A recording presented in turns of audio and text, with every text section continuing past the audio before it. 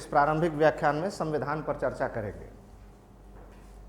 Now let us recapitulate my lecture which I was deliberating in my last class.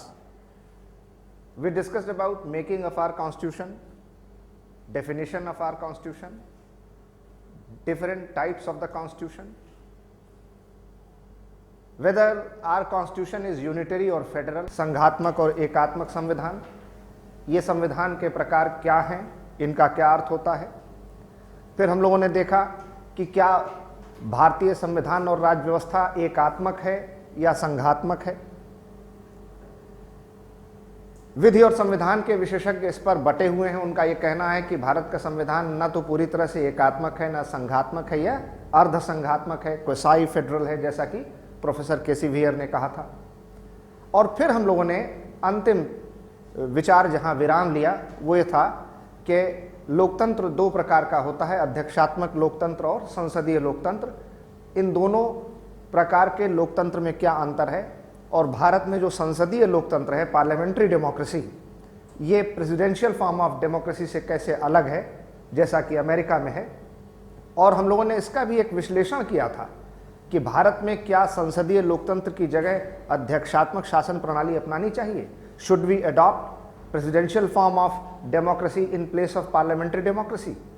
ये हम लोग ने कल तक चर्चा की थी और आज उसी क्रम में आगे अब संविधान पर बातचीत करेंगे, जिसमें मैंने आपको बताया कि संविधान को अध्ययन की सुविधा की दृष्टि से हम इसे 4 हिस्सों में बांटकर पढ़ेंगे। पहला प्रस्तावना, दूसरा भाग, तीसरा अनुसूची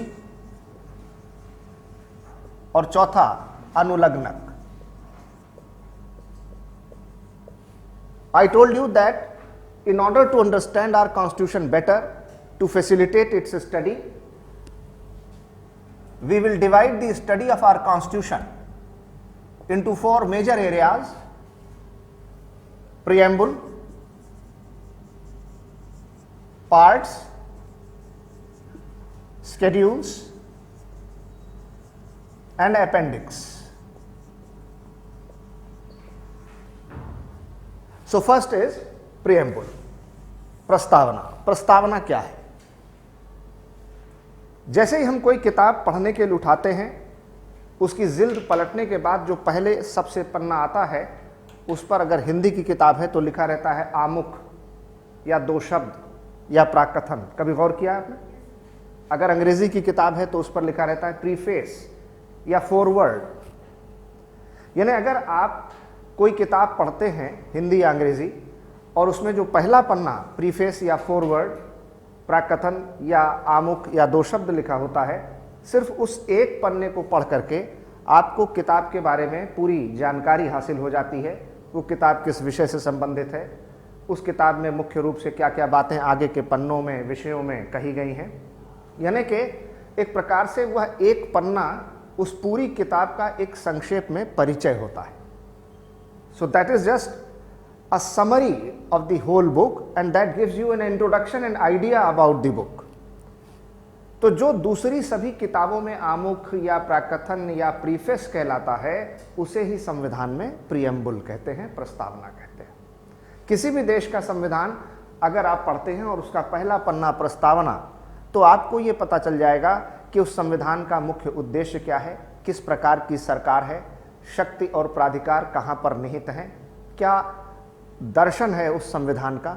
यानी कि संक्षेप में उस संविधान के विषय में आपको एक जानकारी मिल जाएगी। So you will get to know about the crux of the constitution, that is the summary of the constitution and therefore that gives you an idea, objective of the constitution. तो जरा सा preamble के बारे में 2 शब्द लिखें, फिर हम आपको बताते हैं। Preamble is the essence and quintessence of the constitution. प्रस्तावना संविधान का सार तत्व और आत्म तत्व है। It is a prelude to the constitution. यह संविधान की पूर्व पीठिका है।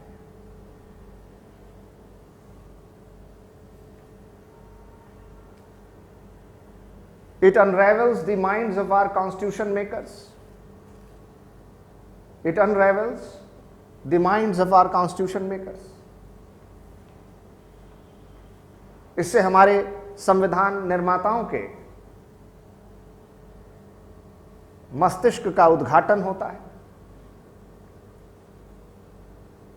as to what ideals and aspirations inspired them to frame and formulate the Constitution.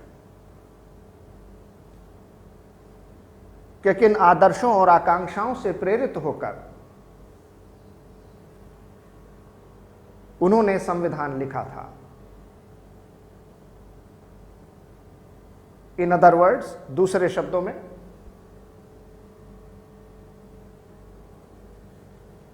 preamble is the summary of the Constitution. प्रस्तावना संविधान की संक्षिप्तिका है,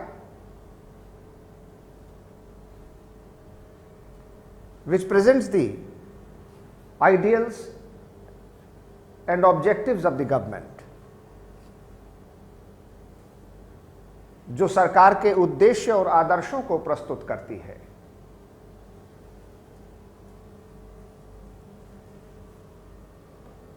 It also represents the philosophy of the Constitution. इसमें संविधान का दर्शन प्रकट होता है.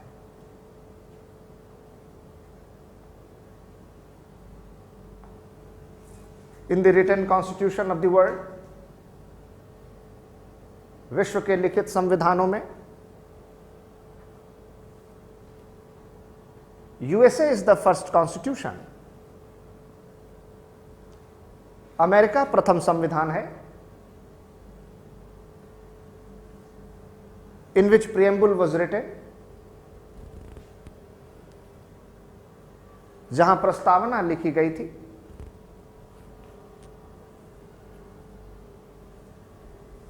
Thereafter, तदोपरांत, it is a convention, यह एक परंपरा है,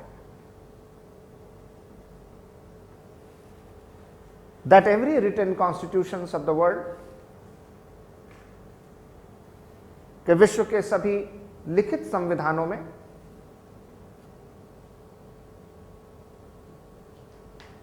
फर्स्ट प्रियम्बल इज रिटन, सबसे पहले प्रस्तावना लिखी जाती है.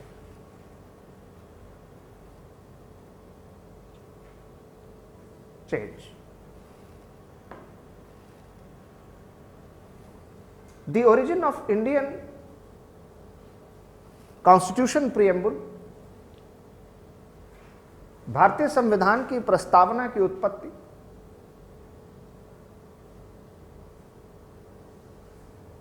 is traced back to the second meeting of the Constituent Assembly,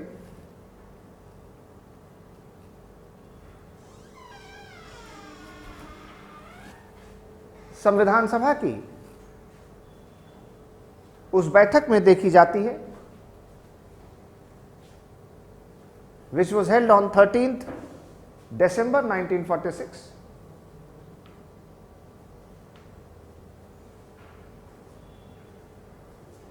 जिसका आयोजन 13 दिसंबर 1946 को हुआ था.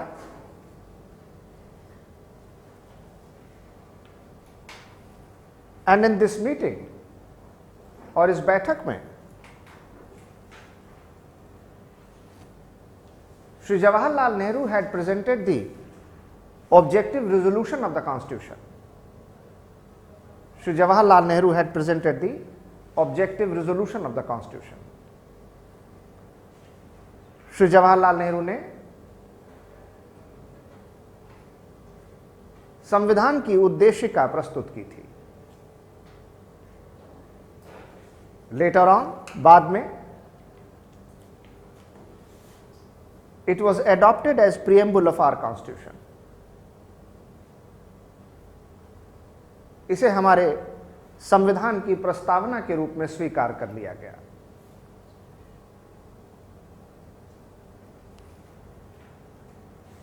नेक्स्ट.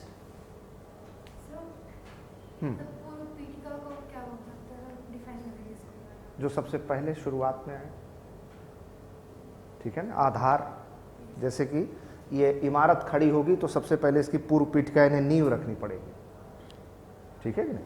तो अगर संविधान की इमारत खड़ी करनी है तो सबसे पहले उसकी नींव रखनी पड़ेगी, ठीक है। प्रेल्यूड यानी जो सबसे पहले शुरू किया जाए, प्रारंभ में, ठीक।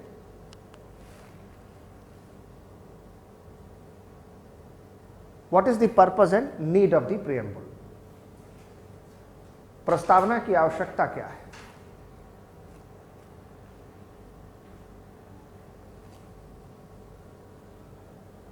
इन एनी कॉन्स्टिट्यूशन, किसी भी संविधान में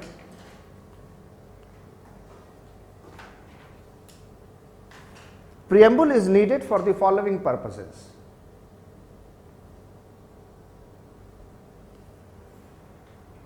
प्रस्तावना निम्नलिखित कारणों से आवश्यक होती है।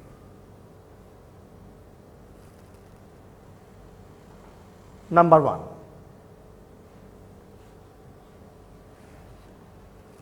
it determines the ultimate source of authority.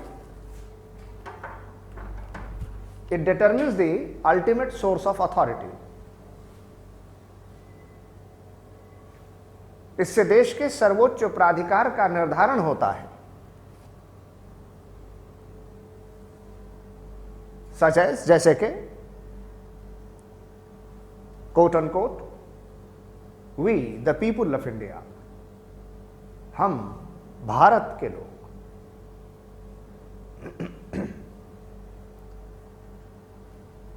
2, it declares the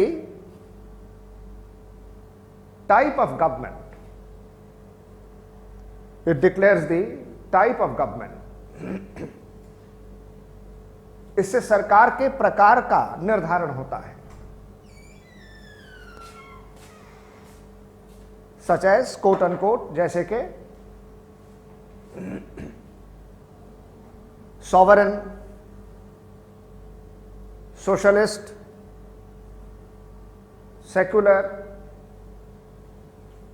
democratic, Republic. Sovereign, socialist, secular, democratic, Republic. संपूर्ण प्रभुत्व संपन्न, समाजवादी, पंथ निरपेक्ष, लोकतांत्रिक, गणराज्य। 3rd, it declares the objectives for administration. इससे प्रशासन के उद्देश्य निर्धारित होते हैं। इससे प्रशासन के उद्देश्य निर्धारित होते हैं। सच एज, जैसे कि quote unquote, social, economic and political justice, सामाजिक, आर्थिक और राजनीतिक न्याय। And the last, it declares the date of adoption of the Constitution. It declares the date of adoption of the Constitution. इसमें देश के संविधान के स्वीकृति की तिथि घोषित की जाती है। संविधान के स्वीकृति की तिथि घोषित की जाती है। सच एज, कोट अनकोट, मिति मार्गशीर्ष शुक्ल सप्तमी संवत 2006 विक्रमी। मिति मार्गशीर्ष शुक्ल सप्तमी संवत 2006 विक्रमी।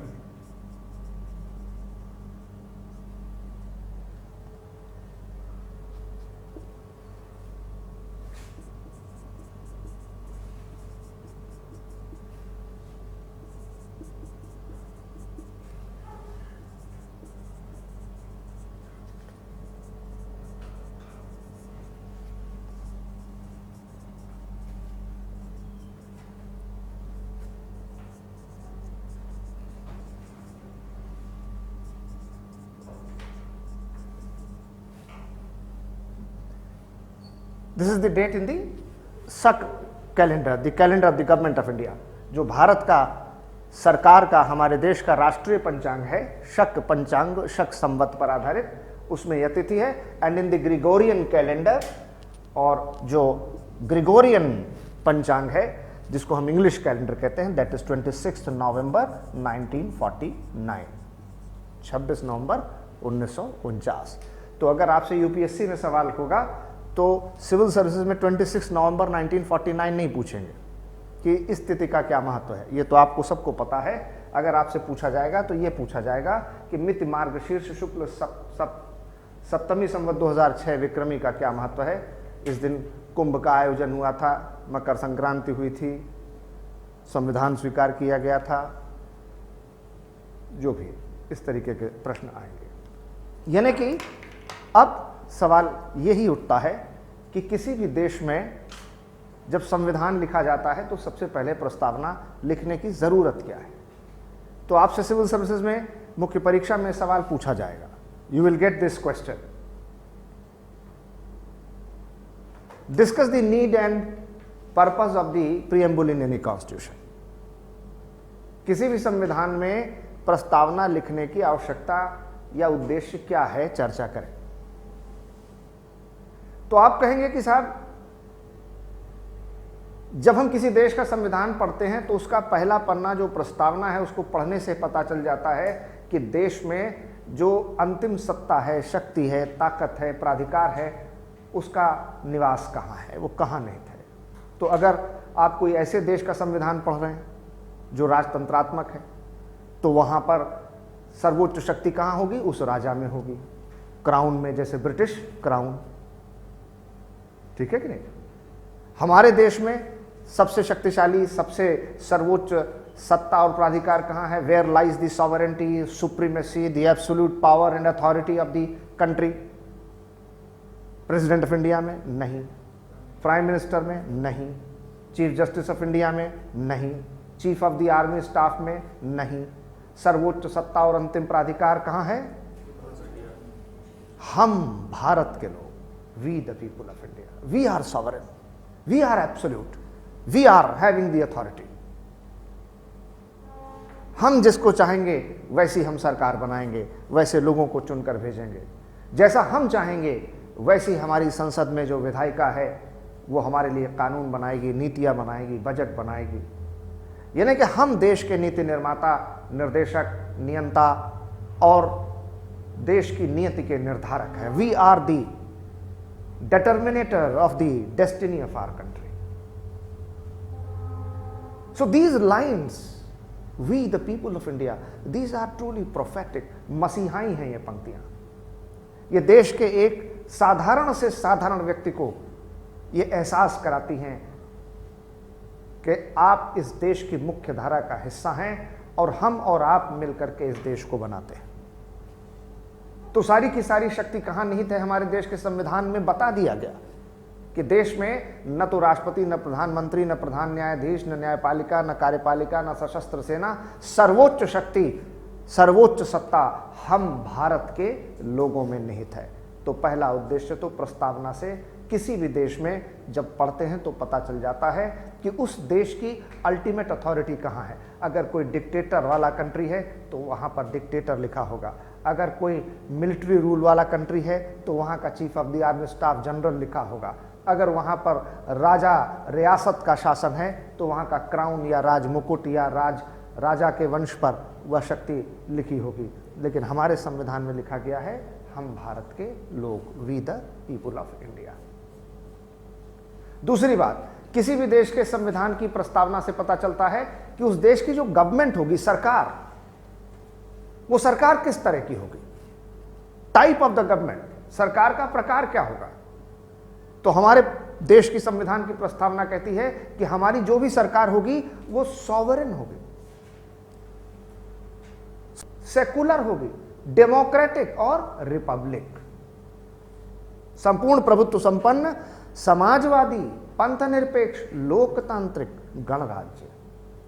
सॉवरेन यानी कि हम किसी के अधीन, किसी के गुलाम नहीं, बल्कि स्वतंत्र होकर हमारी सरकार काम करेगी। सोशलिस्ट, समाजवादी, यानी हमारे देश में जो अर्थव्यवस्था है, जो प्राकृतिक, आर्थिक और भौतिक संसाधन हैं, उन पर सभी का बराबर का हक होगा। We'll have equal opportunity and rights on the economic and physical and material resources of the country. देश की सत्ता, देश का धन, देश की अर्थव्यवस्था कुछ लोगों के हाथों में केंद्रित करने के लिए सरकार अनुमति नहीं देगी। और सेकुलर, हमारे देश की सरकार क्या होगी? सेकुलर होगी, पंथ निरपेक्ष होगी। यानी हमारे देश का कोई ऑफिशियल रिलीजन नहीं होगा, कोई आधिकारिक धर्म नहीं होगा। सारे धर्मों को एक समान स्वतंत्रता और अधिकार प्राप्त होंगे। राज्य सभी धर्मों को एक समान व्यवहार के साथ देखेगा, कोई भेदभाव किसी धर्म के साथ नहीं होगा। So we will adopt the treatment of equality to all religion. We will not have any official religion. We will not discriminate or favor with any religion. We will have equal treatment to all religion. तो हमारे देश में सभी हिंदू, मुस्लिम, सिख, ईसाई, उनके साथ भेदभाव करने वाली सरकार नहीं होगी। और डेमोक्रेटिक, लोकतांत्रिक, कि हमारे देश की सरकार में कोई भी चुनकर आए, कोई भी दल का व्यक्ति प्रधानमंत्री, मुख्यमंत्री, मंत्री, सांसद, विधायक बने, लेकिन जनता के द्वारा चुन करके ही सरकार में आएगा। और रिपब्लिक, रिपब्लिक का क्या मतलब होता है? रिपब्लिक का अर्थ होता है गणराज्य, जिसको हिंदी में कहते हैं that country where head of the state is elected. वह देश जहां का राष्ट्राध्यक्ष निर्वाचित होता है। यानी लोकतांत्रिक और गणराज्य में फर्क है, अंतर है। जो देश गणराज्य है वो लोकतांत्रिक अवश्य होंगे, लेकिन जो हर लोकतांत्रिक देश हो वह गणराज्य हो यह जरूरी नहीं है। जैसे कि ब्रिटेन, यूनाइटेड किंगडम, यहां पर डेमोक्रेसी है, यहां पर prime minister, council of minister सब चुन के आते हैं, लेकिन यहां पर हेड ऑफ द स्टेट कौन है? British crown. और क्राउन क्या है? इलेक्टेड नहीं है, वंशानुगत है, एरिस्टोक्रेटिक, एंसेस्ट्रल। तो ब्रिटेन एक डेमोक्रेसी तो है, लेकिन ब्रिटेन एक रिपब्लिक नहीं है। ऑस्ट्रेलिया डेमोक्रेसी तो है, रिपब्लिक नहीं है, क्योंकि ऑस्ट्रेलिया में head of the state British crown है।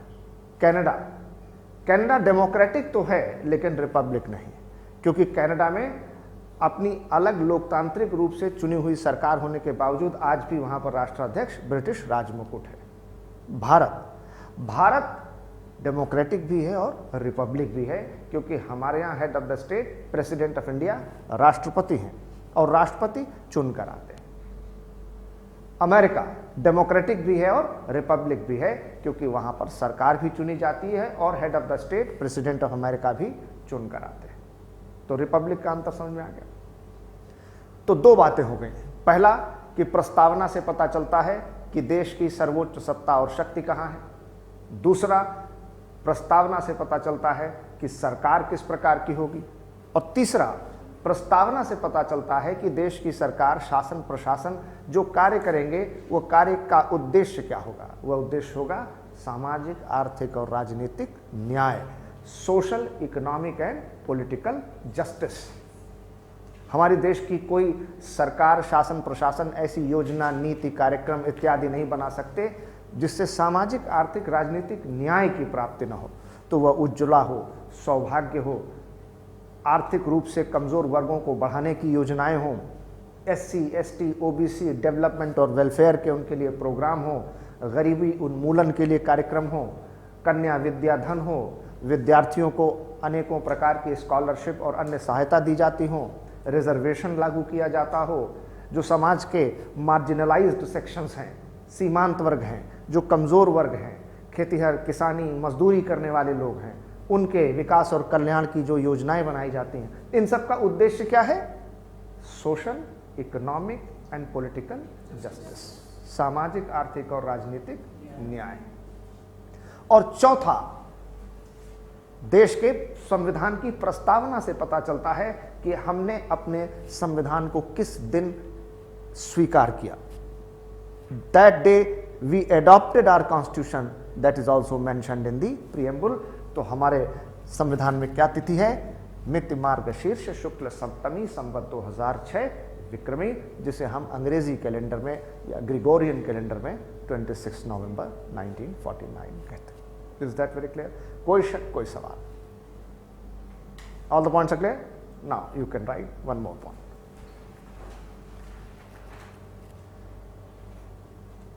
हम भारत के लोग, यह पंक्ति,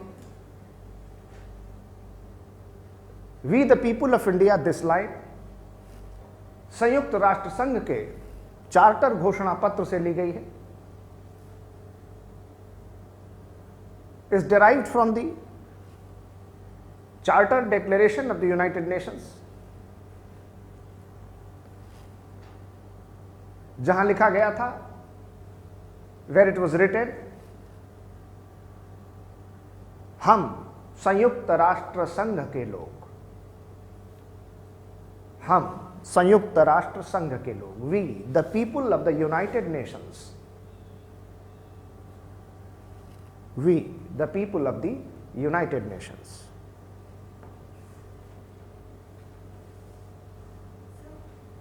जितनी भी कंट्रीज है जिनके पास रिटेन कॉन्स्टिट्यूशन है, तो वो उनमें सब में प्रेमल होती है रिटेन, मतलब, और ये वर्ड भी ऐड होगा?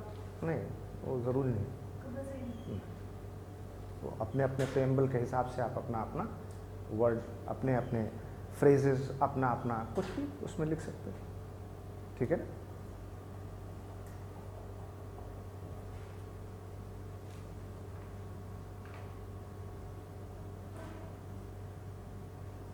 भारतीय संविधान की प्रस्तावना में कुल 85 शब्द और 4 अंक हैं।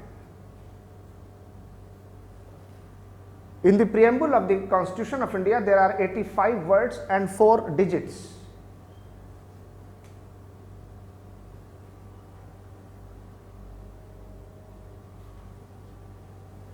जिसमें 3 शब्द, in which 3 words, समाजवादी, पंथनिरपेक्ष और अखंडता, सोशलिस्ट, सेकुलर एंड इंटेग्रिटी, यह 42वें संशोधन 1976 के द्वारा जोड़े गए, were added by 42nd Amendment 1976.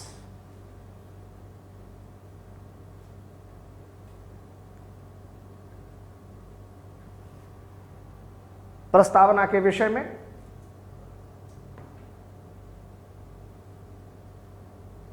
विचारकों और न्यायाधीशों द्वारा भिन्न मत व्यक्त किए गए हैं। Scholars and judges have given different opinion about the preamble. For example, उदाहरण के लिए, 1, यह संविधान की कुंजी है। It is the key to the Constitution.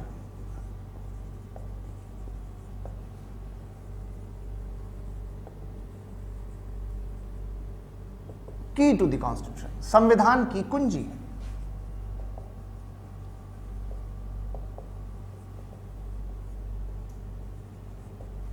Berubari reference, Supreme Court. Berubari संदर्भ, सर्वोच्च न्यायालय।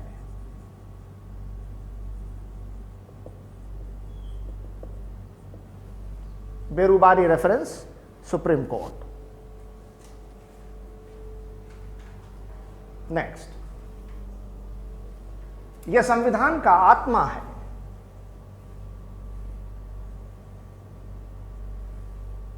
It is the soul of the constitution.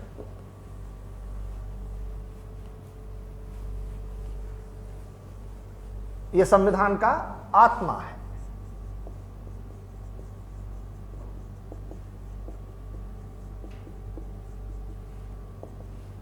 Soul of the constitution.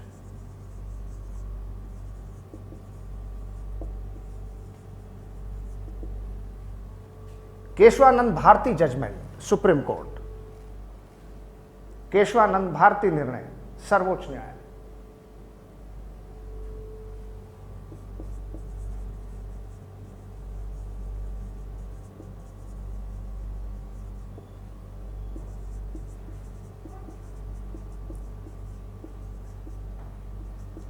Next,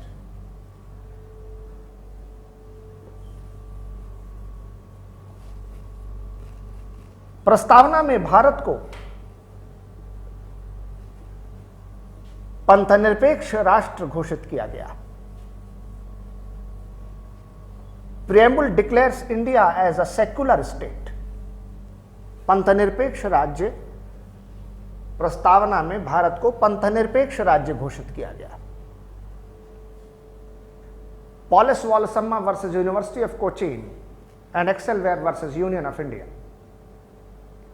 polish Valsamma बनाम कोचीन विश्वविद्यालय एवं एक्सेलवेयर बनाम भारत संघ।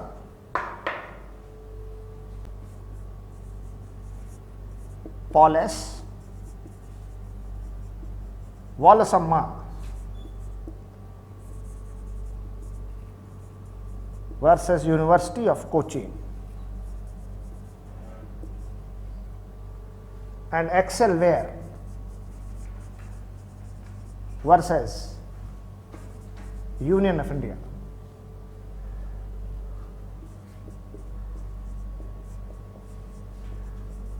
पॉलिस वालसम्मा बनाम भारत संघ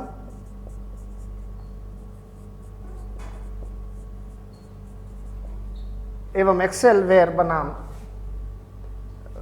पॉलिस वालसम्मा बनाम कोचीन विश्वविद्यालय।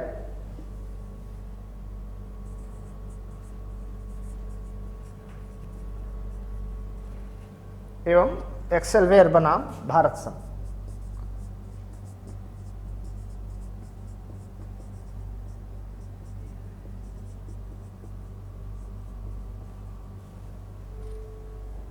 Next, if we want to understand our constitution, यदि हम अपने संविधान को समझना चाहते हैं, then we need to understand our preamble first. Then we need to understand our preamble first.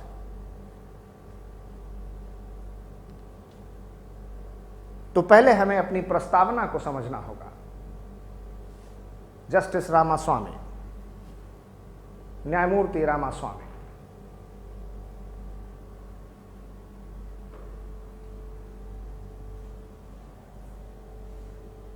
Next,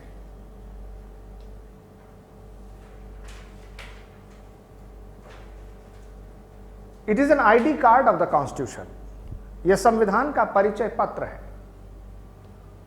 it is an ID card of the constitution. यह संविधान का परिचय पत्र है।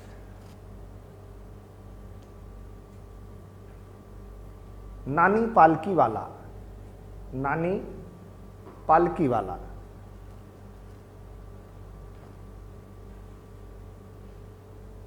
Next, it is the horoscope of our constitution.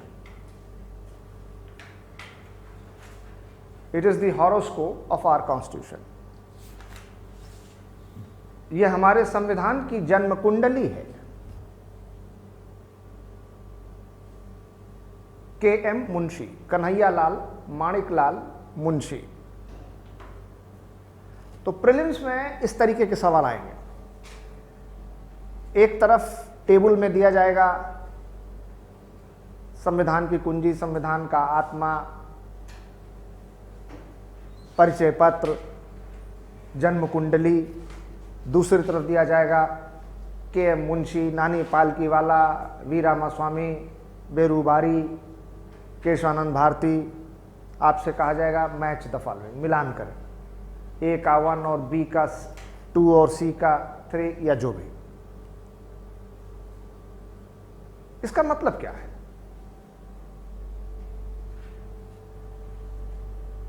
कि ये जो फैसले और जो विधि और संविधान के हमारे विशेषज्ञ हैं, नानी पालकी वाला हैं, के.एम. मुंशी हैं, वगैरह वगैरह, तमाम लोगों ने हमारे संविधान का बड़ा बारीकी से अध्ययन किया, गहन विश्लेषण किया है और उस पर अपने मत और अपना दृष्टिकोण प्रस्तुत किया है।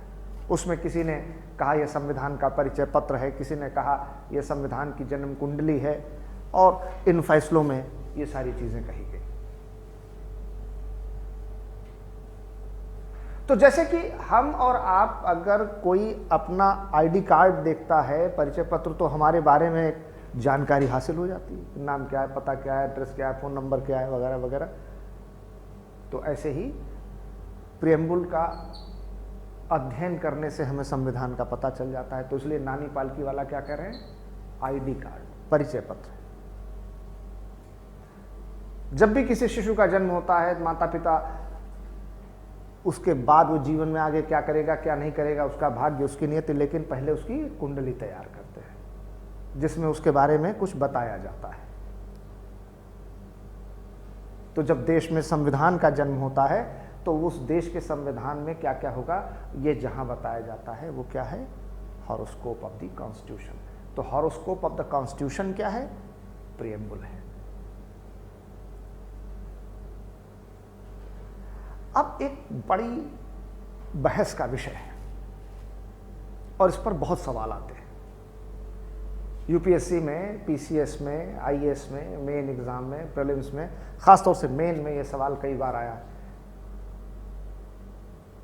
पहला तो यही कि प्रस्तावना में संशोधन किया जा सकता है कि नहीं, संशोधनीयता प्रस्तावना की, अमेंडेबिलिटी ऑफ द प्रियम्बुल। दूसरा इस पर बड़ा सवाल आता है, बुनियादी ढांचे का सिद्धांत, डॉक्ट्रिन ऑफ बेसिक स्ट्रक्चर। अभी मैंने कल आपको बताया था नेशनल जुडिशियल अपॉइंटमेंट्स कमीशन के बारे में, राष्ट्रीय न्यायिक नियुक्ति आयोग के बारे में, किसी जिक्र में शायद चर्चा हो रही थी, याद नहीं आ रहा कंसेप्ट क्या था, कंटेक्स्ट आपने, किसी ने कुछ सवाल पूछा था, उसका जवाब मैंने दिया था।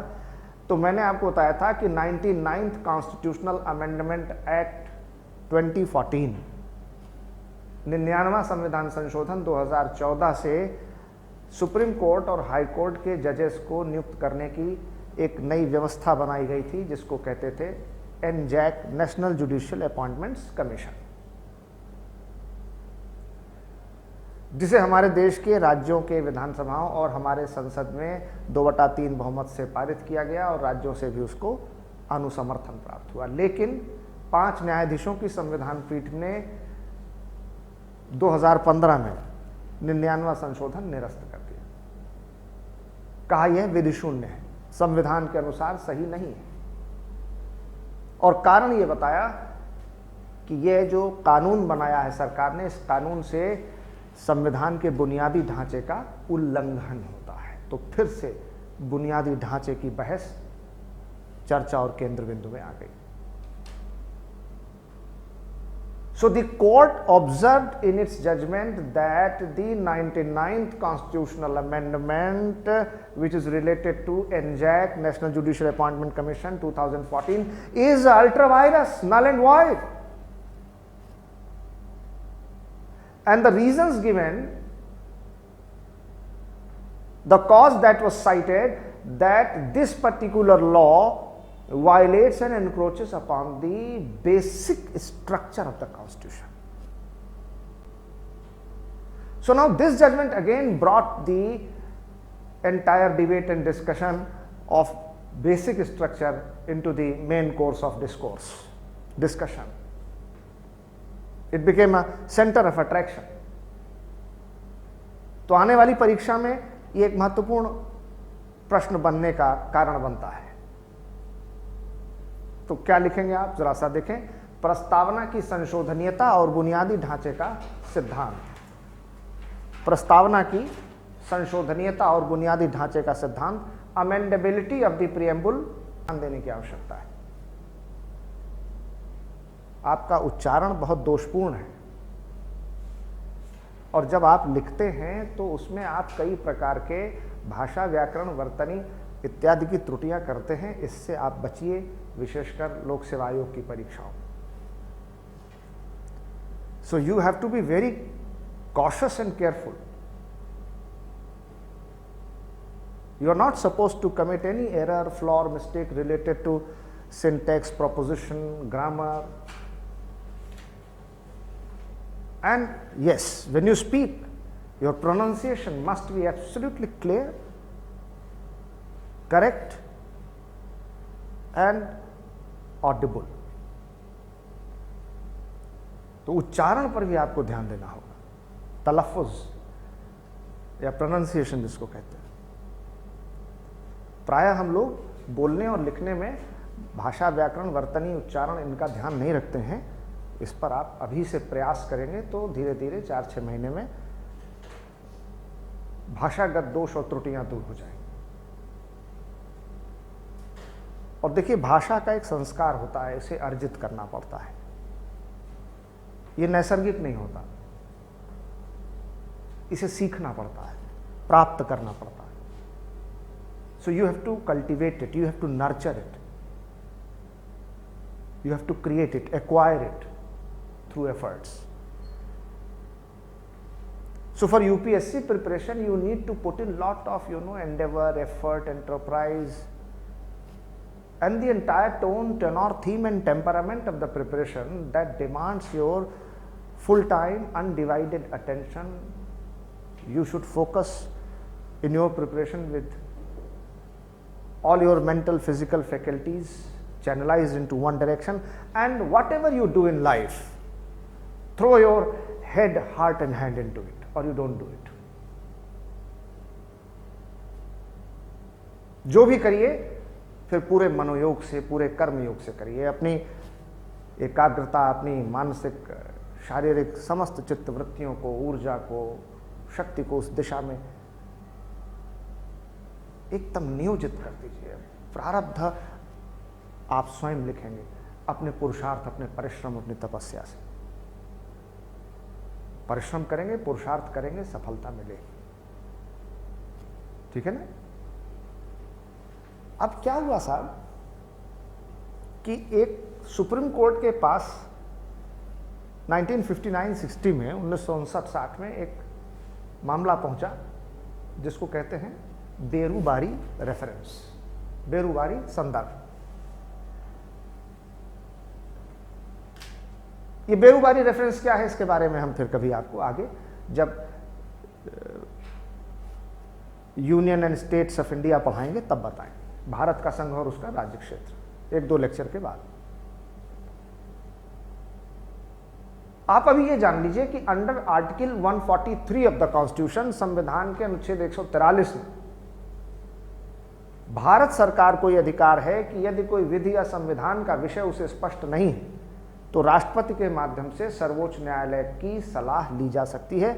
इसे कहते हैं सर्वोच्च न्यायालय का परामर्शदात्री क्षेत्राधिकार, advisory jurisdiction of the supreme court, under article 143, that if any point of law or constitution is not clear to the government of India, then through precedent it may seek the opinion of the Supreme Court. इसलिए ये judgement या order नहीं है, क्या लिखा है? Reference. इससे supreme court के पास रेफरेंस के तौर पर भेजा गया, संदर्भ। इसलिए जब आप लॉ की किताब पढ़ेंगे, कॉन्स्टिट्यूशन किताब पढ़ेंगे, अब तक 15 बार सुप्रीम कोर्ट से रेफरेंस मांगा गया है, ऐसा ओपिनियन, तो उसको लिखा जाता है इन री, इन री, इन री, यानी इन रेफरेंस को शॉर्ट फॉर्म में लिख देते हैं INRE, INRE, इन री लिखा रहता है, संदर्भ। तो अब एक मामला था जो सुप्रीम कोर्ट के पास गया, सुप्रीम कोर्ट ने उसमें कहा कि संविधान की कुंजी है प्रस्ताव, यानी कि इस फैसले से यह मतलब निकला, यह निहितार्थ निकला, दैट वाज इंप्लाइड कि कुंजी तो ताले से अलग होती है, कुंजी ताले का हिस्सा नहीं होती। यानी कि प्रस्तावना संविधान की अगर कुंजी है तो प्रस्तावना संविधान का हिस्सा नहीं है, प्रस्तावना संविधान से अलग है। ताला और कुंजी एक दूसरे के लिए जरूरी तो हैं, लेकिन ताला अलग और कुंजी अलग, और इसलिए इसका परिणाम यह हुआ कि अनुच्छेद 368 में संशोधन करने की जो विधि पद्धति और प्रक्रिया दी गई है, उससे संविधान का तो संशोधन हो सकता है, लेकिन प्रस्तावना का संशोधन नहीं हो सकता। So under Article 368, the method and manner of amendment to the Constitution is given, that is applied only for the amendment of the Constitution and that is not applicable to the preamble. और इसलिए हमारे देश में पहला संशोधन संविधान लागू होने के ठीक 1 साल बाद लागू हो गया, 1951। 26 जनवरी 1950 को हमारा संविधान लागू हुआ और पहला संशोधन 1951। लोक प्रशासन में हम लोग जिन्हें वुड्रो विल्सन के रूप में पढ़ते हैं, जिनको फादर ऑफ पब्लिक एडमिनिस्ट्रेशन कहा जाता है, इनका एक बड़ा मशहूर वाक्य है।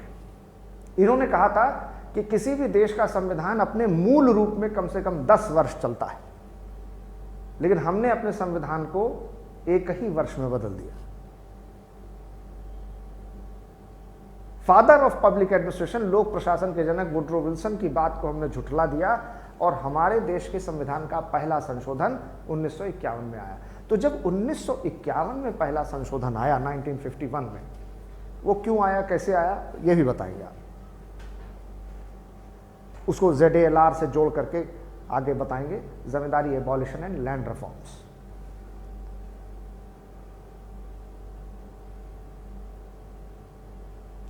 तो पहला अमेंडमेंट 1951 में आ गया, लेकिन प्रस्तावना का संशोधन हुआ 42वें संशोधन 1976, 42nd अमेंडमेंट 1976 से। क्यों? क्या 26 जनवरी 50 से 1976 ये 25-26 साल लग गए प्रस्तावना को संशोधन करने में? तो उसके पीछे 2 वजहें हो सकती, 2 कारण, कि या तो प्रस्तावना में संशोधन करने की जरूरत पड़ी ही नहीं इसलिए नहीं हुआ, या एक वजह यह हो सकती है कि प्रस्तावना में संशोधन किया ही नहीं जा सकता था।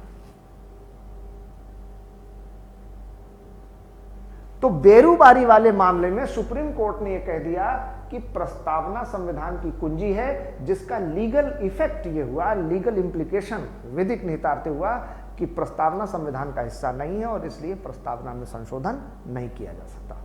तो प्रस्तावना असंशोधनीय हो गई, प्रीएम्बुल बिकेम अनअमेंडेबल। लेकिन 24 अप्रैल 1973 सर्वोच्च न्यायालय के 13 न्यायाधीशों की संविधान पीठ ने अपने इतिहास में अब तक की पहली और सबसे बड़ी 13 न्यायाधीशों की संविधान पीठ ने केशवानंद भारती बनाम केरल राज्य के मामले में एक ऐतिहासिक निर्णय दिया। और इस निर्णय में अनेक बातें कही गई, लेकिन उसमें यह कहा गया कि प्रस्तावना संविधान का आत्मा है और आत्मा का वास तो शरीर में होता है। इसका मतलब कि आत्मा को शरीर से पृथक नहीं किया जा सकता। अर्थात जब तक शरीर में आत्मा का वास है तभी तक शरीर जीवित है, अन्यथा मृतप्राय है। शिव भी बिना शक्ति के शव हैं और इसलिए अब जो व्यवस्था स्वीकार्य चली आ रही थी कि प्रस्तावना संविधान का अंग नहीं है, केशवानंद भारती निर्णय से वह व्यवस्था बदल गई और अब यह हो गया कि प्रस्तावना संविधान का अभिन्न अंग है, क्योंकि प्रस्तावना संविधान का आत्मा है। So now the judicial doctrine which was up till now in existence, that preamble is a key to the constitution, hence not a part of the constitution, hence it is unamendable. Now with the 13 judges constitutional bench on 24th April 1973, and it is the largest and the first and the so far only one matter in which there were 13 judges, and they pronounced a historical verdict that preamble is soul of the constitution, which meant now preamble is an integral part of the constitution. इसी फैसले में Supreme Court ने एक और बात कही और यह कहा कि संसद को 2 प्रकार की शक्तियां प्राप्त हैं। एक जिसे कहेंगे सामान्य विधायन का अधिकार,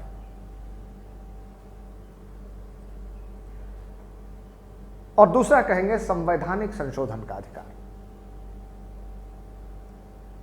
CLP एंड OLP कहते हैं इसको, ordinary legislative power and constitutional legislative power. Ordinary legislative power का मतलब है सामान्य विधायन का अधिकार कि संसद कोई भी कानून बना सकती है जो संविधान के अलावा, और संवैधानिक विधायन का अधिकार कॉन्स्टिट्यूशनल लेजिस्लेटिव पावर का मतलब है कि संसद संविधान से जुड़ा कानून भी बना सकती है। केशवानंद भारती में ये दो बातें कही गई कि पहला तो प्रिएम्बुल सोल ऑफ द कॉन्स्टिट्यूशन है, संविधान का आत्मा है। दूसरा, संसद के पास सामान्य विधायन के साथ साथ संवैधानिक विधायन का भी अधिकार है, that the parliament has both the type of authorities, ordinary legislative power and constitutional legislative power. और तीसरी और सबसे महत्वपूर्ण बात कही केशवानंद भारती ने कि संसद को यह अधिकार है कि वह प्रस्तावना, मौलिक अधिकार सहित संविधान के किसी भी हिस्से, किसी भी भाग, किसी भी अनुच्छेद में कोई भी संशोधन, परिवर्तन कर सकती है। बस संसद संविधान का बुनियादी ढांचा नहीं बदल सकती।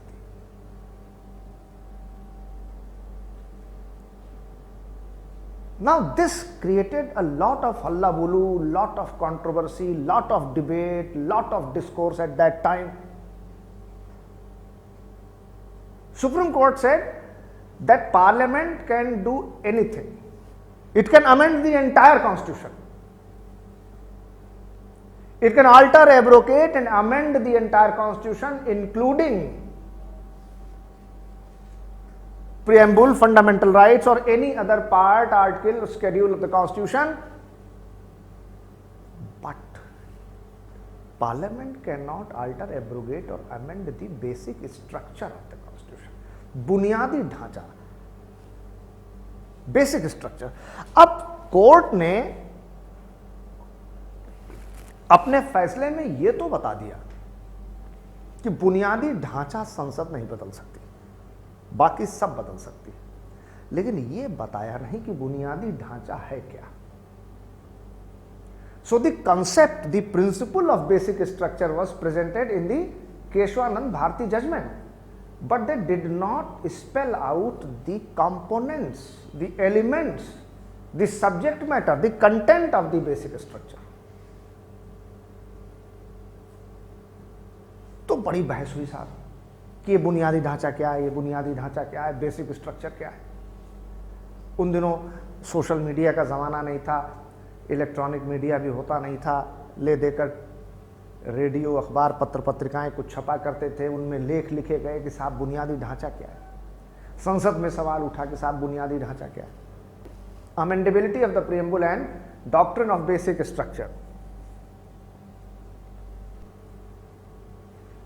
तो बाद के तमाम फैसलों में सुप्रीम कोर्ट ने बाद में यह कहा कि बुनियादी ढांचे का मतलब क्या है। किसी में कहा बुनियादी ढांचे का मतलब ये है, किसी में कहा ये है, और इस तरीके से 1980 तक आते आते तमाम बीच में फैसले आते गए, और 1980 में एक और फैसला आया जिसे कहते हैं Minerva Mills judgment, Minerva Mills निर्णय। मिनर्वा मिल्स जजमेंट में सुप्रीम कोर्ट ने फाइनली सेटल कर दिया, तय कर दिया व्हाट इज बेसिक स्ट्रक्चर, बुनियादी ढांचा क्या है, और कहा कि बुनियादी ढांचे में ये तमाम चीजें आएंगी, और परिभाषित किया कि बुनियादी ढांचे का मतलब है संविधान की आधारशिला, जिस पर संविधान का दुर्ग खड़ा है, जिस पर संविधान का महल खड़ा है। अगर उस बुनियाद, उस आधारशिला से जरा सी छेड़छाड़ की गई तो पूरा संविधान का महल ही गिरकर ध्वस्त हो जाएगा। इसलिए संसद संविधान चाहे पूरा बदल दे, लेकिन उसके बुनियादी ढांचे को नहीं बदल सकती, जिसमें कि 1, 2, 3, 4, 5, 6 कुछ चीजें बता दिया। और एक और बात कही मिनर्वा मिल्स जजमेंट में। मिनर्वा मिल्स जजमेंट में कहा कि संविधान में संशोधन शब्द का प्रयोग किया गया है। The term amendment is used under article 368। समाधान, शोधन, शुद्धिकरण, परिष्कार, परिमार्जन, यानी किसी भी प्रकार का परिवर्तन संशोधन नहीं कहा जा सकता। संशोधन केवल वह परिवर्तन है जो प्रेय है, जो श्रेय है, जो अभीष्ट है, जो यथेष्ट है, जो प्रगतिशील है, उदारवादी है।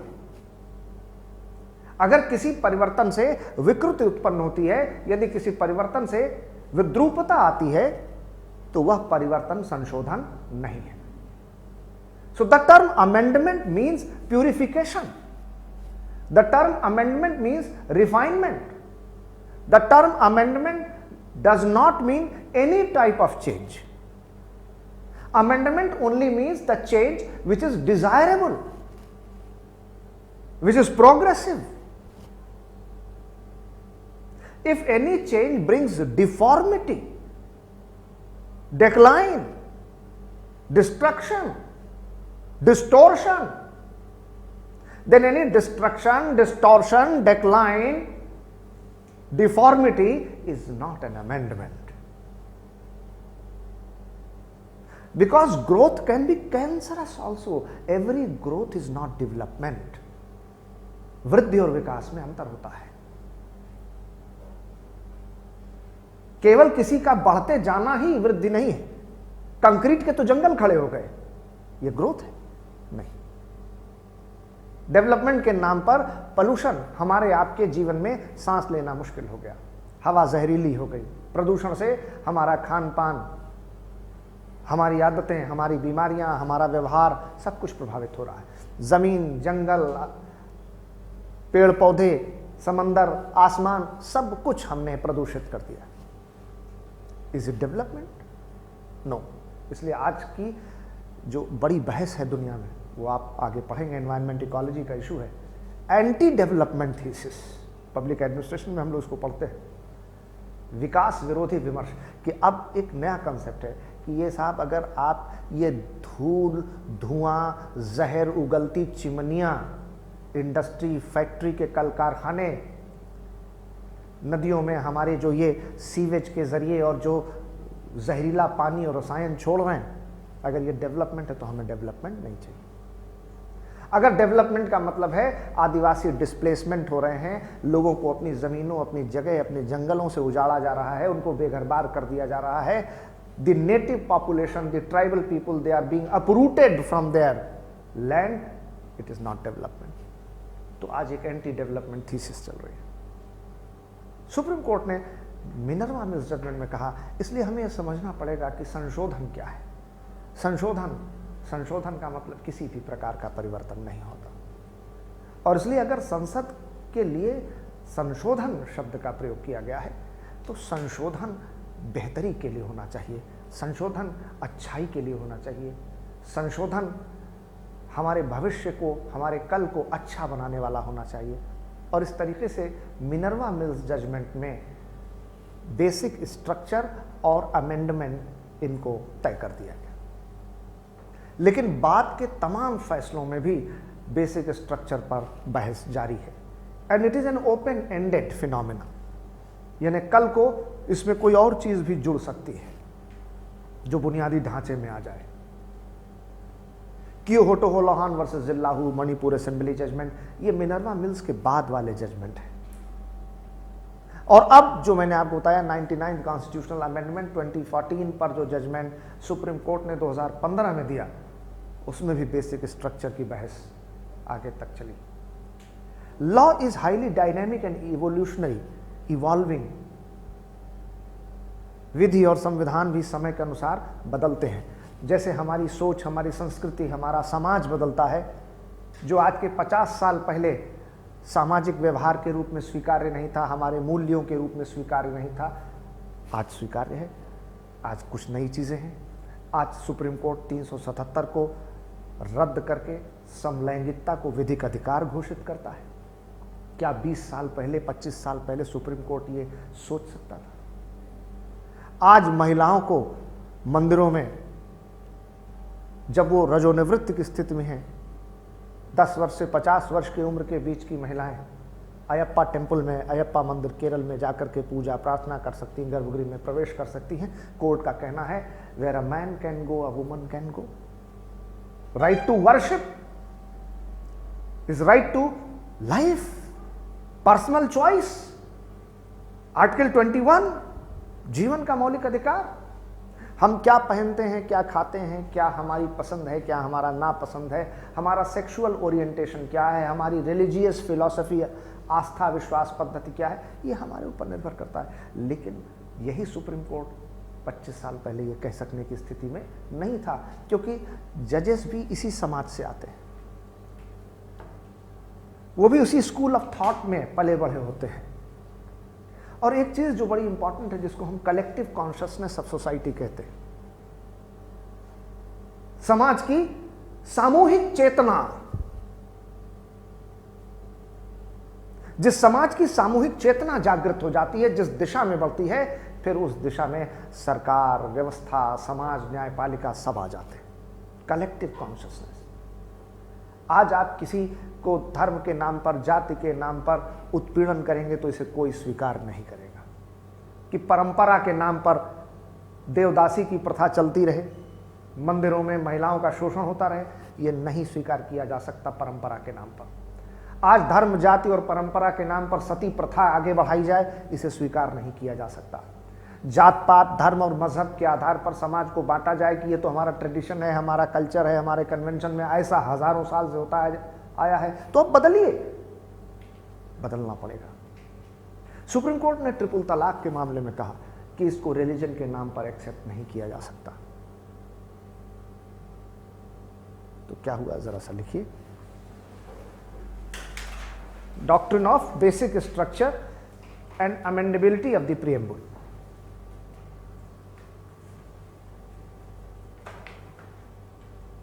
प्रस्तावना की संशोधनीयता और बुनियादी ढांचे का सिद्धांत।